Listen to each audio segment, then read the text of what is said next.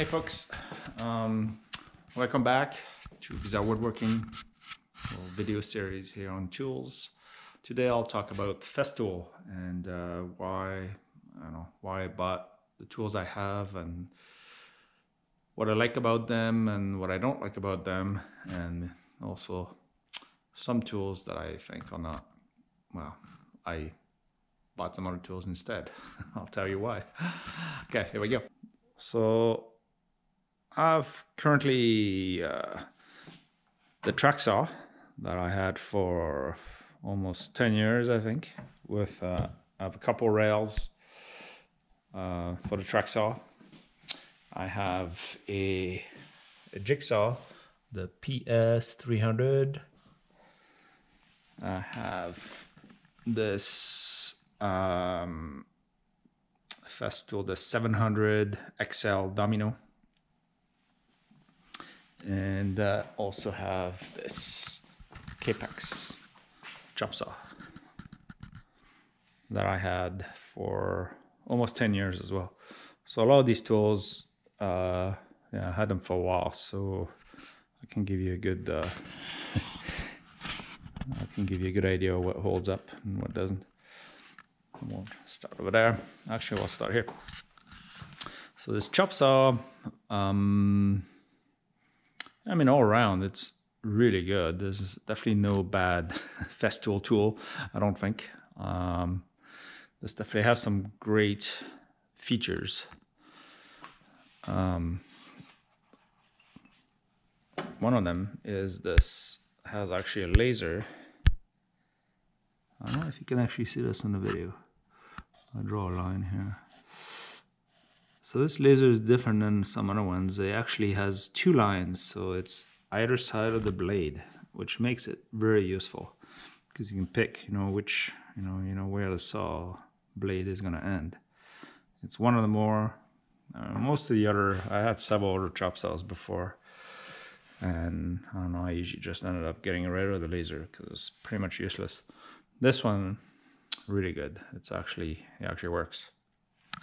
Another good part of this saw, it actually comes with this this tool, this angle finder tool. I believe they all come with it. I'm not sure, but mine came anyway with it, which helps you. That's very good for doing trim work because you can find inside and outside corner angle, basically. And then you just lock this up like this. And you basically bring this to your saw, and you go ahead and sort of fine it with your, so it's hard to do with one hand, you fine it with your laser here, bam, just lock it and chop, and there you go. It makes the math for you. You don't actually have to divide anything. This is a very useful thing. This saw has held up pretty well. I only use it for finishing. I wouldn't recommend it if you do sort of heavy duty carpentry or framing or things like that. I don't think it would like being tossed around a truck too much. Yeah, but it's nice and light too, which is nice too if you have to carry it, say upstairs or wherever you work in the house.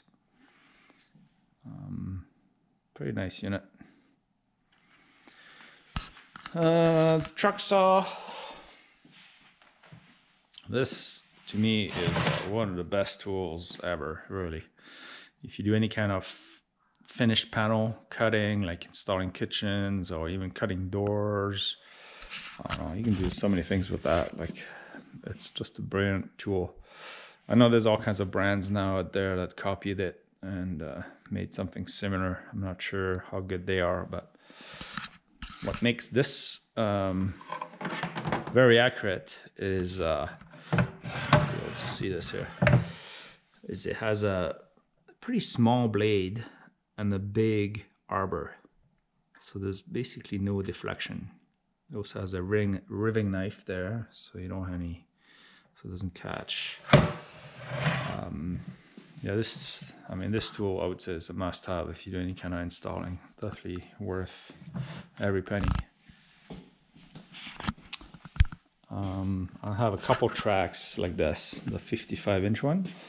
So if I want to rip something really long, so over 100 inches, you can put the two tracks together, and you can rip, say if you have a big slab or something like that, you could potentially straight rip it.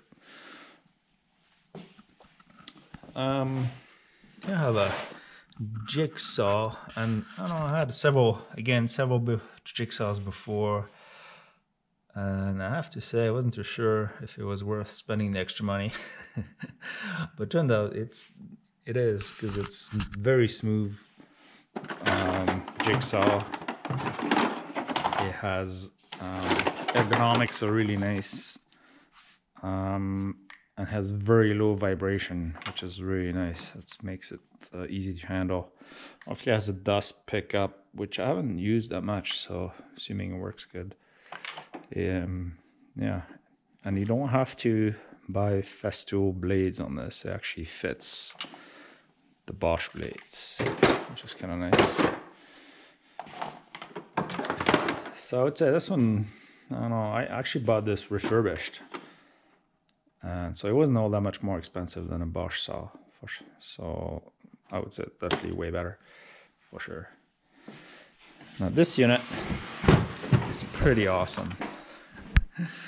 I mean, this is a very unique tool to be able to make floating tenons from, I believe I think there's 8, 10. I mostly use the 10 millimeter here, and it goes up to 14 millimeter.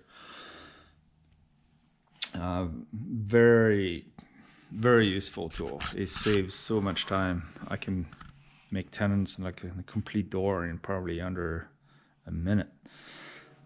Part of it has these, if you can see here, it has these little fingers where you can index. So you actually don't measure too much with this. You tend to, so you would index off the end of the piece with this one, and then every other one you'd use that too. So basically you only measure maybe one, and the rest of the holes are indexed off the other one. So it makes it very accurate. Yeah, I mean, this is an expensive tool. So one thing I would have to say is you have to be really careful not to drop this, because all this cast aluminum stuff is fine until if you drop this, it just a slight bent in there and it just would never be the same. I had this problem with my lamello biscuit joiner, and I just ended up having to buy a new one because I dropped it a couple times and it was done. The other nice feature, I mean, it has lots of feature, but here, as you can see, you can just with this little switch, you can either make a loose joint, so it's slightly floating from side to side.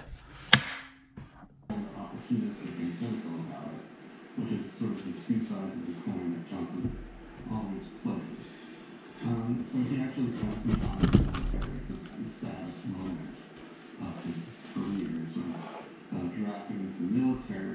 So I mean, any of these tools are great. Obviously, the more expensive tools like this one, you have to, justify the price. But I actually had a stationary mortising machine sitting over there in the corner, but I actually sold that, so you can offset the price of this, because I can't make a square hole with this, but as far as joints, you can make it work with this, a fraction of the time sort of thing, and repeat it over and over again. So yeah, pretty useful. As far as the cons, I don't know. I mean, the price is always a little hard to justify sometime, and I had this, like recently I had to buy a vacuum, mostly to use these tools indoors on site.